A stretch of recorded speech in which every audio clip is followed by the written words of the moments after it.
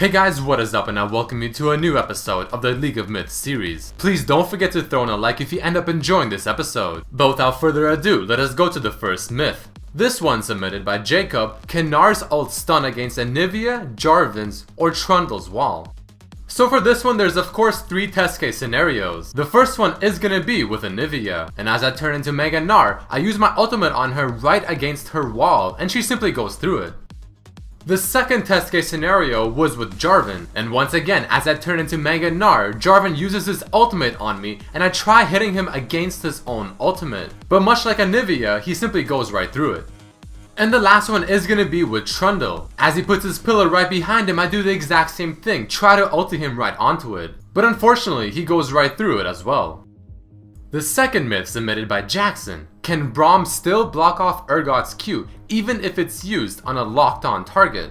So of course Braum is able to block Urgot's Q, but whenever Urgot locks into a target with his Q, the Q flies to that target no matter what. So to test this, I first stood right in front of the Fizz and let Urgot get him locked on. And as I get myself into position, Urgot throws the Q that is locked onto the Fizz, and Braum still is able to intercept it. But we tried a different scenario, this time standing somewhat in between Urgot and Fizz, not so close to Fizz as in the first example. And as the Urgot locks onto Fizz once again and throws off his Q, you can see that Braum is still able to block off the Urgot Q, even though it is homing towards Fizz. The third myth submitted by Piggy. If Janna shields a turret with a new support item, does the turret get plus attack speed? So if you're unaware, there's a new item called Ardent Sensor that is for the support champions. And you can see that its second passive grants 25 attack speed for 6 seconds whenever you heal or shield a unit. But it doesn't specifically say only champions, so will it work on structures?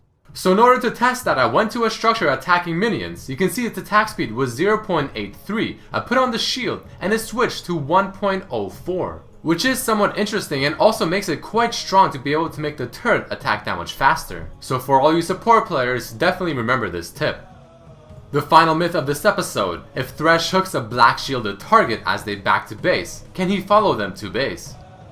This is a simple yet interesting myth, because you're gonna see as I hook the Rammus as he backs to base, my hook is still connected to him all the way from his base, which as I freeze it you can see right there. But the question is, can I use my Q again and follow up? And as I play the video, sadly the answer is no, even though it honestly does seem like you should be able to use your Q again and fly to your target.